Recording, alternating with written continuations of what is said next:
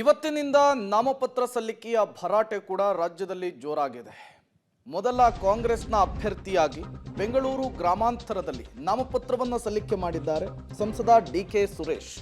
2 set ನಾಮಪತ್ರವನ್ನು ಸಲ್ಲಿಸಿದ್ದಾರೆ DK Suresh ಅವರು. ಕ್ಷೇತ್ರದ ಜನರ ಕಷ್ಟವನ್ನು ಆಲಿಸಿದ್ದೇನೆ, ಜನ ಕೈ ಬಿಡಲ್ಲ ಅನ್ನುವಂತಹ ವಿಶ್ವಾಸವಿದೆ ಅಂತ ಹೇಳಿ ಡಿಕೆ ಸುರೇಶ್ ವಿಶ್ವಾಸದ ಮಾತುಗಳನ್ನು ಆಡಿದ್ದಾರೆ. ರಾಮನಗರದಲ್ಲಿ ರೋಡ್ ಶೋ ಮೂಲಕ ಶಕ್ತಿ ಪ್ರದರ್ಶನವನ್ನು ಕೂಡ ಮಾಡಿದ್ದಾರೆ. ಬಹಿರಂಗ ಸಮಾವೇಶದಲ್ಲಿ ಸಿಎಂ ಡಿಸಿಎಂ ಅಬ್ಬರದ ಭಾಷಣವನ್ನು ಕೂಡ ಮಾಡಿದ್ರು. ಈ ಮೂಲಕ ಡಿಕೆ ಸುರೇಶ್ ಅವರನ್ನ ಮತ್ತೊಮ್ಮೆ ಗೆಲ್ಲಿಸಿಕೊಂಡು ಬರೋದಾಗಿ ಒಂದು ಸಂದೇಶವನ್ನು ಕೂಡ ಸಾರಿದ್ದಾರೆ ಕಾಂಗ್ರೆಸ್ನ ನಾಯಕರುಗಳು. ಬೆಂಗಳೂರು ಗ್ರಾಮಾಂತರದಲ್ಲಿ ನಾಮಪತ್ರವನ್ನು ಸಲ್ಲಿಕೆ ಮಾಡಿದ್ದಾರೆ ಡಿಕೆ ಸುರೇಶ್ ಅವರು. ಮೊದಲು ರೋಡ್ ಶೋ ಇತ್ತು, ಅದಾದ ಮೇಲೆ ಬಹಿರಂಗ ಸಮಾವೇಶದಲ್ಲಿ ಸಿಎಂ ಡಿಸಿಎಂ ಜೊತೆಗೆ ಡಿಕೆ ಸುರೇಶ್ ಅವರು ಕಾಣಿಸಿಕೊಂಡ್ರು. ಈ ಸಂದರ್ಭದಲ್ಲಿ ಮತ್ತೊಮ್ಮೆ ಡಿಕೆ ಸುರೇಶ್ ಅವರಿಗೆ ಗೆಲುವು ಅನ್ನುವಂತಹ ನಿಟ್ಟಿನಲ್ಲಿ ಭಾಷಣವನ್ನು ಮಾಡಿದ್ದಾರೆ.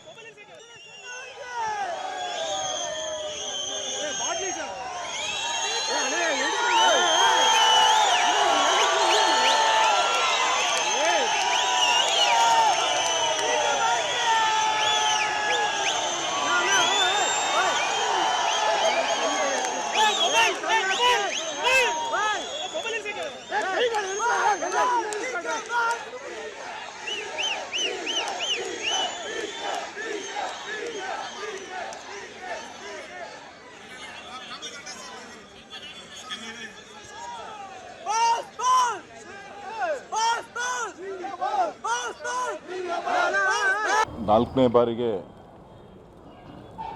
ಬೆಂಗಳೂರು ಗ್ರಾಮಾಂತರ ಲೋಕಸಭಾ ಕ್ಷೇತ್ರದಿಂದ ನಿಮಗೆ ಕಾಂಗ್ರೆಸ್ ಪಕ್ಷ ಒಂದು ಅವಕಾಶವನ್ನು ಮಾಡಿಕೊಟ್ಟಿದೆ. ಅದಕ್ಕಿಂತ ಹೆಚ್ಚಾಗಿ ರಾಮನಗರ ಜಿಲ್ಲೆಯ ಜನ, ಬೆಂಗಳೂರು ಗ್ರಾಮಾಂತರ ಲೋಕಸಭಾ ಕ್ಷೇತ್ರದ ಜನ, ನಾನೇನು ಕಳೆದ 10 ವರ್ಷ 8 ತಿಂಗಳ ಕಾಲ ಈ ಲೋಕಸಭಾ ಕ್ಷೇತ್ರದ ವ್ಯಾಪ್ತಿಯಲ್ಲಿ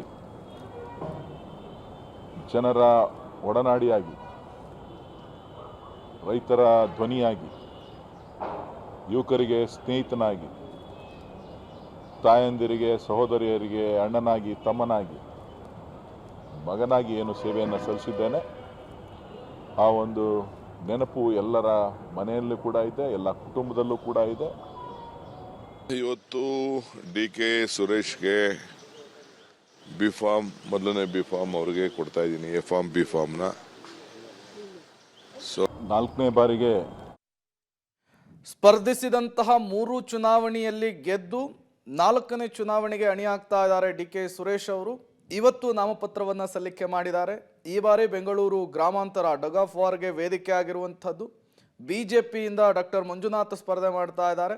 ಕಾಂಗ್ರೆಸ್ನಿಂದ ಡಿಕೆ ಸುರೇಶ್. ಕುತೂಹಲ ಕಾರಣವಾಗ್ತಾ ಇದೆ ಇಲ್ಲಿಯ ಫಲಿತಾಂಶ. ಯಾರು ಈ ಬಾರಿ ಇಲ್ಲಿ ಗೆಲುವಿನ ನಗೆ ಬೀರ್ತಾರೆ ಅನ್ನೋದು ಕುತೂಹಲ ಕಾರಣವಾಗ್ತಾ ಇರುವಂತಹ ವಿಚಾರ. ಈ ಬೆನ್ನಲ್ಲೇ ಕಾಂಗ್ರೆಸ್ನ ಮೊದಲ ಅಭ್ಯರ್ಥಿಯಾಗಿ ಬೆಂಗಳೂರು ಗ್ರಾಮಾಂತರದಿಂದ ನಾಮಪತ್ರವನ್ನು ಸಲ್ಲಿಕೆ ಮಾಡಿದ್ದಾರೆ ಡಿಕೆ ಸುರೇಶ್ ಅವರು.